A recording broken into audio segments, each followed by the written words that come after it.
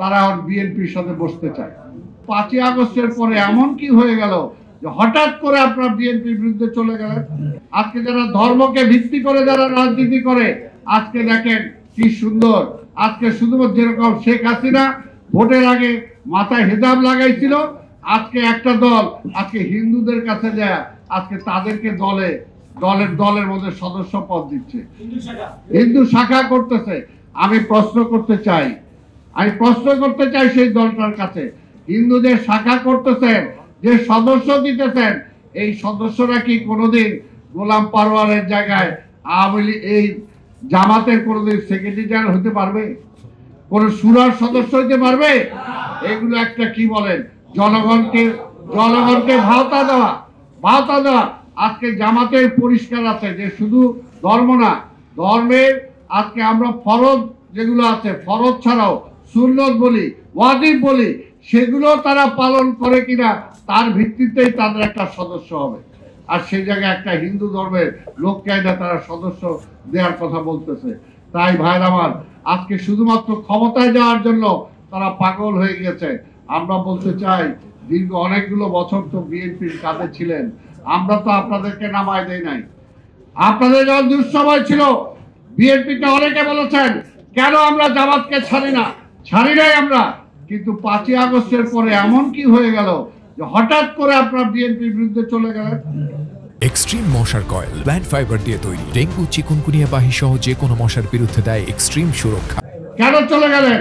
যদিও আজকে ধন্যবাদ জানাই আওয়ামী লীগের জামাতের নায়েবে আমির, দেখলাম আজকে পত্রিকায় তারা বিএনপির সাথে বসতে চায়, আলোচনা করতে চান।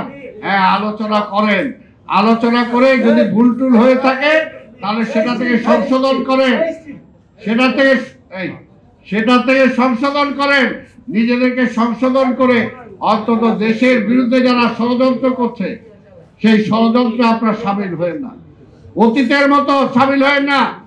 আপনাদের মনে থাকা দরকার, আপনাদের কারণে 75-এর পরে এই আওয়ামী লীগের পুনর্জাগরণ কোনোভাবে সম্ভব ছিল না।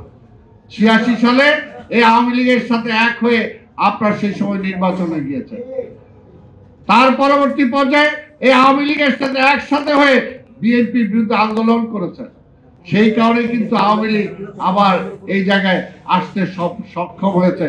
আজকেও বলবো, আপনাদের আন্দোলনের কারণে, আপনাদের ভূমিকার কারণে আবার পরাজিত ফ্যাসিবাদ যাতে না আসে, আবার সে আওয়ামী লীগ যাতে না আসে, আবার সে আধিপত্যবাদী শক্তির পক্ষের শক্তি যাতে বাংলাদেশের রাষ্ট্র ক্ষমতায় না আসতে পারে, সেই পথটা অন্তত আপনারা খুলে দিয়েন না আল্লাহর রাস্তায়।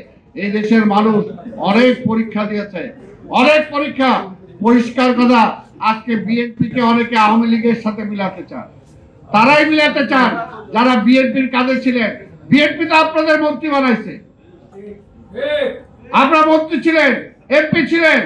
আজকে বিএনপির সমালোচনা করেন যে বিএনপি ক্ষমতায় থেকে এই করছে, তাহলে বিএনপি যদি ভুল করে থাকে আপনাদের সেই ভুলের